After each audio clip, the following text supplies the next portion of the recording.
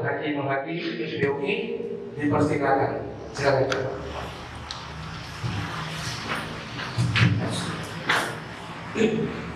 Assalamualaikum warahmatullahi wabarakatuh. Ketua Pansel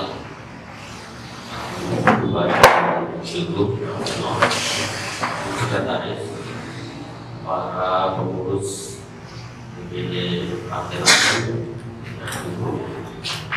PC,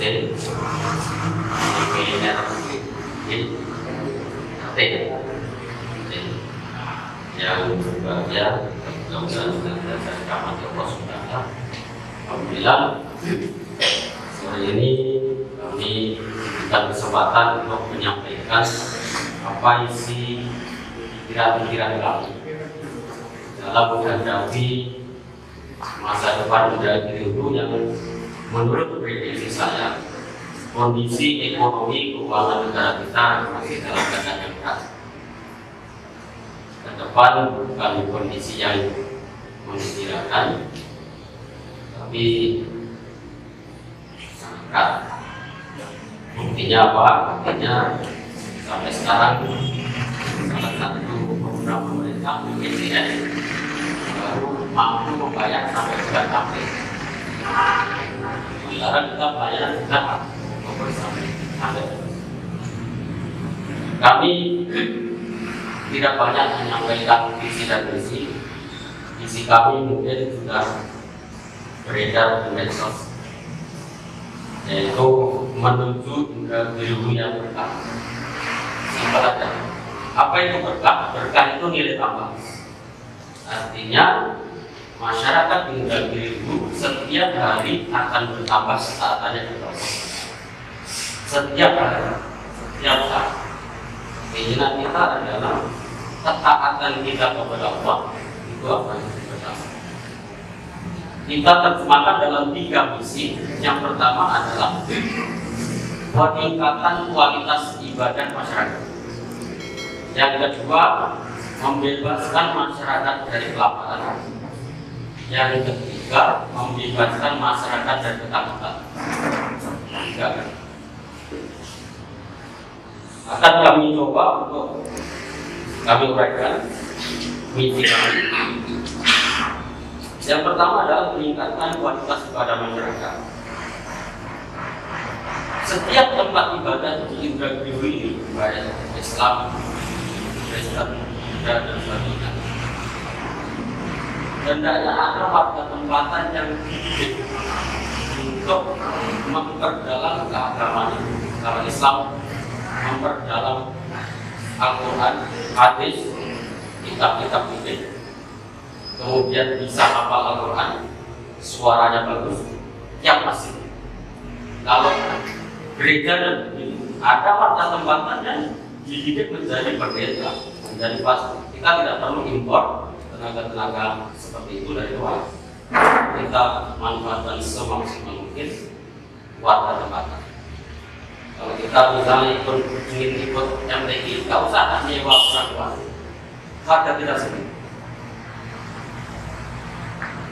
Kemudian yang kedua, mendorong tempat-tempat ibadah di jalur lintas ini untuk buka 24 jam, supaya tempat-tempat ibadah kita itu menjadi destinasi wisata rohani, wisata religi. Pun disediakan teh, kopi, air panas, dispenser, sehingga orang-orang musafir, orang-orang yang lekat bisa memanfaatkan, bisa singgah di tempat-tempat ibadah. Kalau di Batam misalnya di sana ada gereja, silakan buka. Di sini Masjid Al-Ikhlas, silakan buka. Disediakan air, kalau mau mandi silakan mandi. Untuk minum silakan disediakan dispenser. Mungkin dari sekian banyak para pendatang yang singgah di tempat-tempat ibadah itu ada yang melakukan ibadah, kemudian mendoakan kondisi itu menjadi berkah. Karena doa orang musafir itu mustahil dikabulkan oleh Allah Subhanahu. Kemudian yang ketiga, mendorong tempat-tempat ibadah untuk menjadi tempat tujuan wisata religi. Karena apa? Karena mendengarkan suara imamnya yang bagus, hafal Al-Quran. Jadi kita pernah mendengar orang di sini berbondong-bondong ke Rokan Bulu, ke Pasir Pangaria, karena ingin menikmati suara merdu. Kalau di sini imam-imamnya suaranya merdu, hafal Al-Qurannya bagus, maka mungkin bulan Ramadan akan ramai dan banyak orang banyak datang mendengarkan Al-Quran suaranya, suara bacaan kitab sucinya, Al-Qurannya sambil sekolahkan satu anak yang mungkin orang tuanya tidak mampu, tapi suaranya bagus, otaknya cerdas, kita sekolahkan di bidang agama. Kita masukkan ke pondok pesantren supaya memahami, menguasai ilmu agama, suaranya bagus, apa Quran, insya Allah makmur lah tempat Quran ini.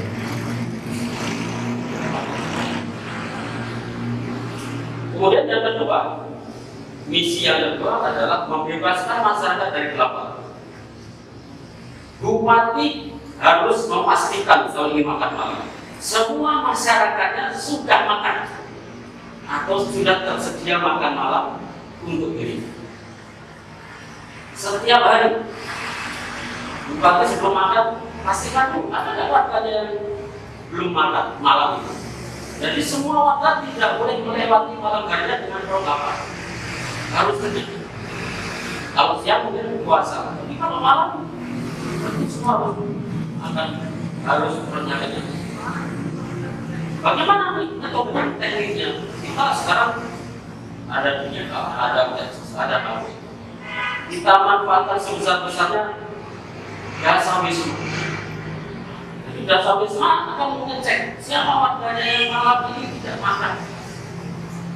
Kemudian jasa wisma melakukan ke RT ke desa ke camat ke bupati. Karena siapa yang ditunjuk untuk mengkoordinir ini bahwa benar-benar semua masyarakat Indragiri malam harinya dilewati dengan perut yang kenyang, tidak ada yang lapar. Jangan sampai ada stunting itu anak terdik, anak bangun. Memang akan menjadi agak perlu sedikit modifikasi di tempat-tempat yang agak jauh ke dalam, misalnya pakai pompa sinyal di sana tidak ada. Ada kalau mau naik ke atas. Saya pernah tidur di air pompa semalam dengan satu kelas, masuk ke dalam 4 jam kami naik perahu pom tempel. Tidak ada sinyal. Tapi kalau mau dapat sinyal harus naik ke atas. Itu salah satu cara untuk mengatasi blind spot dari sinyal.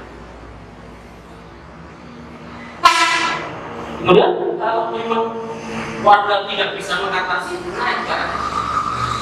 Mungkin akan kita manfaatkan warung-warung pemakaman.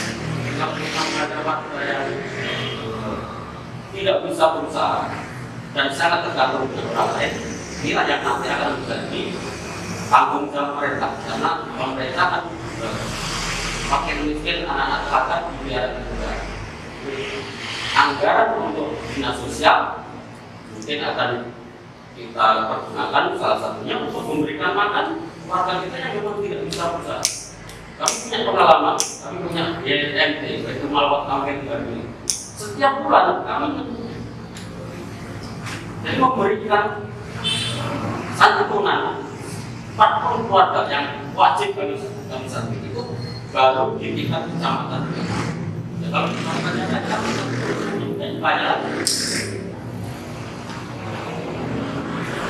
Kemudian yang ketiga, yang mungkin perlu penjelasan lebih banyak, menyangkut semua SKPD, menyangkut semua pihak, yaitu membebaskan masyarakat dari ketakutan. Yang pertama adalah ketakutan di bidang manajemen pemerintah. Kita tidak pernah bisa memastikan bagaimana karir ASN kita itu. Ada loncat, ada turun, terjun bebas. Kita menginginkan bernostalgia seperti zaman dulu. Ada namanya daftar turun kebanggaan. Kita harus menempatkan, kalau bahasa Inggrisnya, the right man on the right place. Kalau memang ahlinya di bidang pendidikan, kita suruh urus pendidikan supaya kualitas pendidikan kita tinggi. Jangan ahli pendidikan urusi pemerintah. Yang urusan ahli pemerintah malah tidak dapat jabatan. Jadi kita ingin coba munculkan kembali daftar perusahaan. Jadi bisa teratur. Kalau punya 4 tahun sudah harus naik pangkat, naik pangkat. Yang penting tidak ada hal yang memberatkan.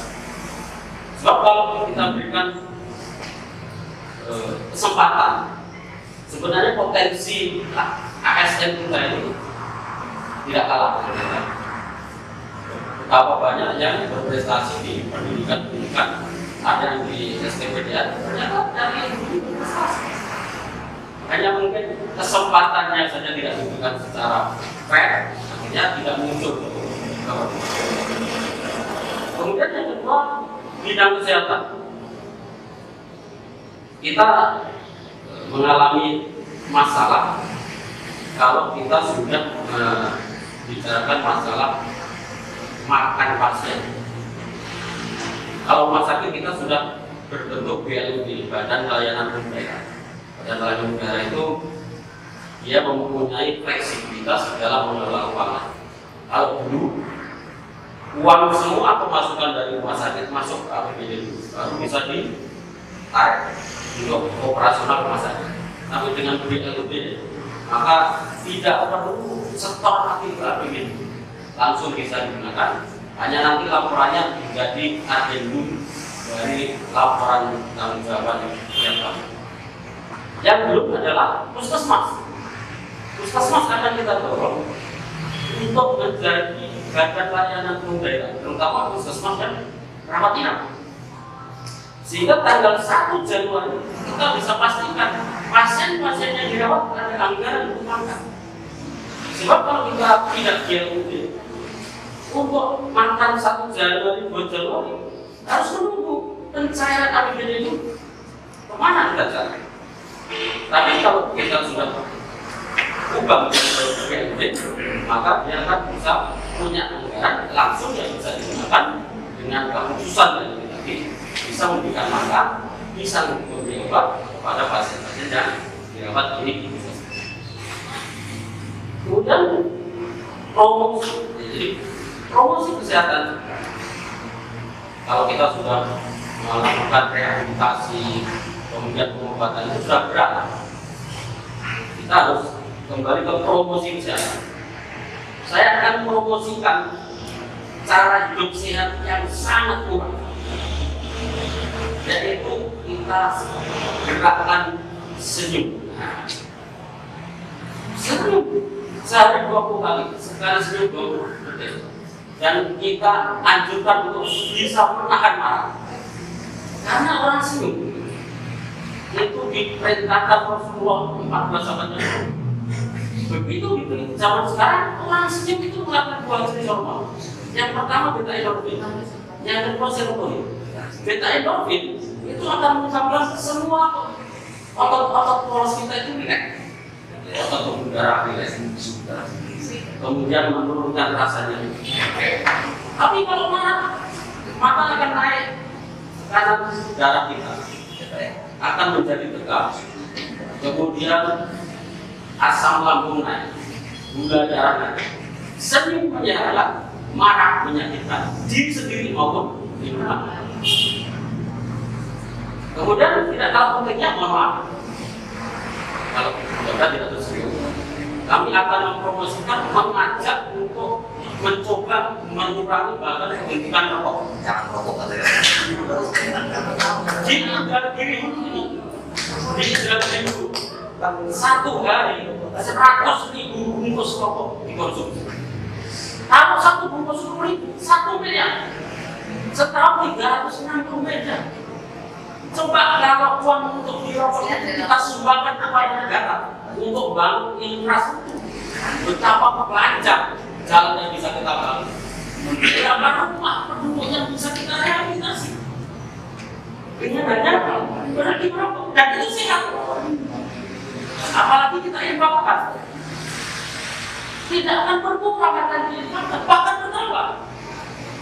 Manja adalah sangat alhamdulillah. Satu kali kita kasih, Allah ganti 10 kali lipat minimal. Berapa? Wah, ini kan cocok. Tapi itu namanya promosi kesehatan. Kita mengajar itu diikuti dapat pahala 3 pasal. Nanti bertanggung jawab kalau ada promosi kesehatan. Kemudian dalam hal mengatasi DBD, malaria dan sebagainya, kita punya ide untuk mencoba membuat komunitas pencinta ikan hias. Kalau bisa pencinta ikan hias itu makanannya adalah jentik-jentik nyamuk. Dia sambil membersihkan jentik-jentik nyamuk untuk makanan ikan hias. Berbentuk ini ada sekali dayung 2 membersihkan jentik, mengasih makan ikan hias. Kemudian yang ketiga, ketakutan kita di bidang pendidikan adalah banyak warga kita yang tidak memperoleh akses pendidikan. Jadi perlu ditekankan bahwa undang-undang sudah menyatakan 20% anggaran harus untuk pendidikan. Baik itu pendidikan yang formal, non formal, atau tidak. Semua harus pendidikan yang layak. Kalau perlu sampai ke bulan ini, karena saya lihat potensi-potensi di sini besar. Terus siapa yang menjadi komandannya? Kita serahkan ke ahli dalam bidang pendidikan. Nanti ada fit and proper test. Kita berikan kesempatan yang fair, bebas, tidak karena like and dislike. Kita ingin mencatatkan sejarah bahwa ini kalau memang kita duduk, inilah peninggalan. Kalau misalnya saya sudah mati, ini peninggalan Nur Hadi. Bukan sejarah ini. Ya. Kemudian yang keempat, di bidang pertanian, kami coba jalan-jalan ke warga masyarakat. Sebetulnya potensi pertanian kita ini besar. Coba pemasarannya, kasus di Kuala Cinapu misalnya, beras begitu panen, diserahkan ke Bulog, harganya malah jauh 2 pasar. Kita sudah punya roadmap masalah pertanian. Kita punya yang kelima bidang perkebunan. Saya memang tidak punya kebun sawit. Saya punya pohon sawit satu aja sudah saya potong. Tapi sering mendengar harga sawit turun, harga karet turun. Bagaimana kita memanfaatkan lahan-lahan yang kita punya? Kalau saya jalan-jalan banyak sekali lahan-lahan yang kita punya. Bagaimana kalau kita coba untuk menggerakkan masyarakat menanam kurma? Kurma, kita bersyukur dan menjadi manusia kurma. Kurma yang kita tanam, kalau itu berbuah, 1 pohon kurma dalam setahun menghasilkan dana sama dengan 1 hektar sawah. Kalau sudah yang punya lahan sedikit, tanam kelompok masyarakat. Dalam kelompok dasarisme mungkin nanti ada yang setiap 5 batang kurma yang betina harus ada 1 orang yang menanam kurma. Jangan untuk menyatukan. Yang punya lahan agak luas misalnya, cukup ditanami 3 batang. Maka yang 1 batang harus berkorban untuk kurma jantannya. Karena 1 bisa menyerbuki 5 pohon. Saat ini kurma itu 1 kilo 250.000. Kalau sekali panen 1 kintal berapa? Jadi mungkin kurma menahan air. Beda dengan sawi. Sawi itu mengisap air luar biasa. 1 pohon katanya 25 liter sehari. Tapi kurma akarnya itu menunjang ke dalam dan dia mereservasi air, sehingga tidak mudah kering. tidak mudah terbakar. Untuk pasca panennya, nanti Perusda BUMD kita jelaskan untuk mengelola pasca panen kurma. Entah nanti kita wujudkan dalam bentuk jus kurma atau penanaman lainnya dari kurma seperti coklat. Nah, jadi dari situ nanti Anda akan memulai penghasilan dari perusahaan daerah BUMD yang mengelola pasca panen dari kurma. Kemudian di dalam kata kita selalu menghadapi masalah kalau mau kurma. Pernah saya sampaikan ke Bapak, bagaimana kita punya lahan rumput yang luas. Ya janganlah dikasih logam, biarkan itu dulu. Kalau bisa, setiap keluarga itu punya binatang ternak, entah itu kambing, entah sapi, dan juga ayam. Kami dulu di desa itu untuk bayar dulu ada SPP, kita yang jual ayam satu. Masa tidak punya talenta dari saya punya kambing urus semua, mas, dan tidak pandai karet. Tapi kalau semua keluarga ayam tinggal ayam kampung, nanti kalau sore pulang ke rumah diburu, pagi suruh cari makan sendiri, nanti besar jual 1 kilo 50.000 ya. Bisa. Kambing kalau akikot jangan cari saja. Akikot cari betina yang tidak gerak lagi. Yang penting merebusnya lama. Ini kalau juga. Jadi yang jatah biar berubah. Kalau akikot yang betina yang gemuk tapi tidak bisa beranak. Kalau keluarga-keluarga ini punya ternak sendiri, maka kebutuhan untuk bisa kita cukupi sendiri. Tidak usah mendatangkan dari Sima, dari Medan dan sebagainya, dari Lampung. Dan apalagi kotorannya binatang kita bisa buat pertanian yang organik, dan itu sangat menjaga. Kemudian penggunaan problem sekarang, ketakutan kita terhadap pemuda kita adalah masalah narkoba. Saya melihat narkoba itu entry-nya, pintu masuknya adalah rokok. Kemungkinan cara narkoba itu kebanyakan rokok. Kalau kita bisa berjuang, berkorban semuanya, kita semua bersama-sama ingin menghentikan peredaran narkoba ini. Kita berjuang. Menangkapnya kita. Kita meningkat di samping menyehatkan. Mudah-mudahan kalau tidak ada yang merokok lagi, maka narkoba bisa kita bebas lagi. Tahun 2009 saya sudah dilatih sebagai anggota Badan Narkotika Daerah. Disebutkan tahun 2015 bebas narkoba. Ternyata bebas narkoba masuk. Bukan bebas tidak ada narkoba, bebas semua. Tapi kalau kita setuju dan kita mau bertobat, insya Allah tidak ada yang tidak manja dalam wajah. Kalau kita bersungguh-sungguh, insya Allah akan berhasil. Masalah infrastruktur, kondisi tanah kita, tanah gambut, memang membangun jalan di sini 3 kali lipat dari membangun jalan di tempat-tempat yang tanah kita. Ini akan bisa menjadi lebih apet infrastruktur kalau kita juga punya kesadaran sama-sama saling mengingatkan. Kalau memang tonase jalan itu maksimal 10 ton, jangan dikasih 20 ton. Kita sama-sama yang punya kendaraan isi sawit, ayolah sama-sama. Jangan sampai kita mencelakai orang lain dengan tonase yang berlebihan, hancur, rusak jalan, maka banyak pengguna jalan malam-malam sejumlah jalan dan meninggal. Berapa banyak yang kecelakaan karena jalan rel? Kita harus sadar juga, karena itu mencelakakan orang lain itu dosa.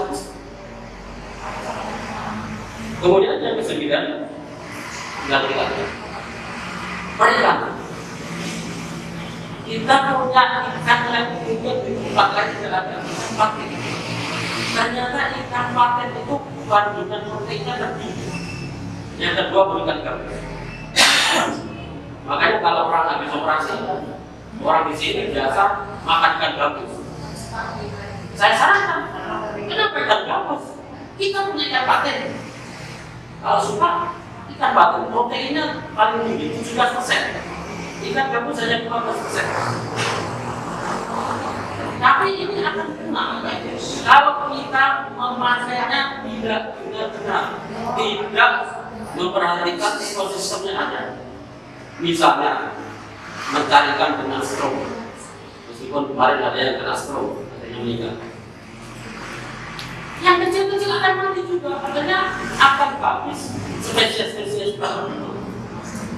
Di suatu daerah di tempat lahir kami ada ikan yang sangat unik, puncak namanya, habis karena stroke. Yang kedua apa? Racun. Makanya kita ajak masyarakat untuk menjaga ekosistem ini supaya berjalan dengan baik, supaya ikan spesies-spesies ikan itu bisa bertahan. Ayo, kalau cari ikan mancing, pakailah cari, pakailah video dari kamu. Jadi kita pertahankan. Jangan stroke. Yang stroke kecil-kecil mati semua.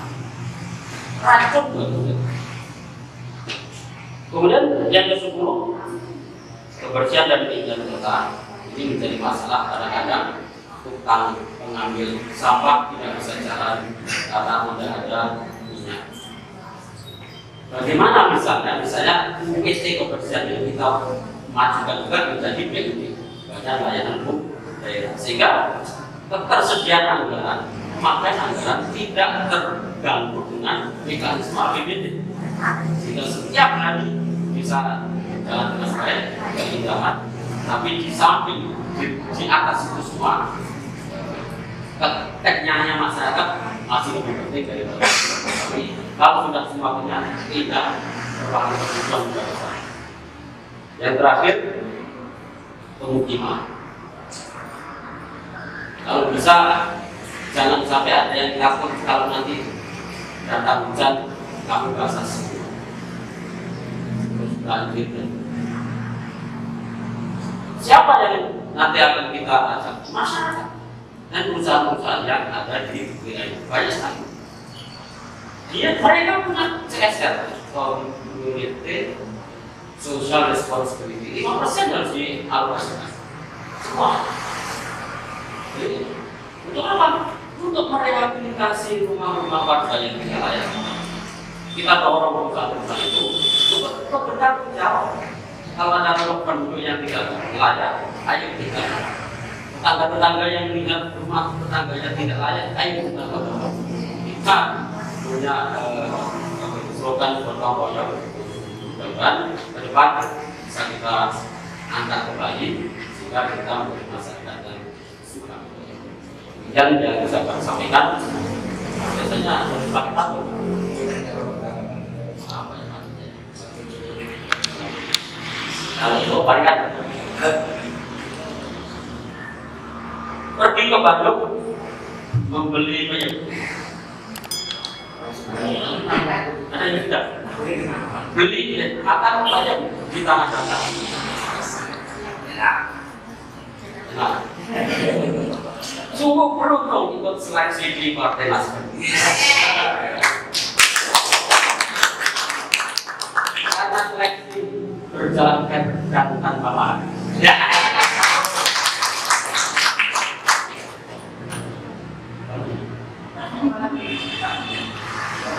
Di Sungai Lawang ada desa Pasir Rahmani. Kota Tegal sering disebut kota perdagangan. Mari kita berjuang bersama Nurhadi. Mudah-mudahan Indra ini menjadi berkah.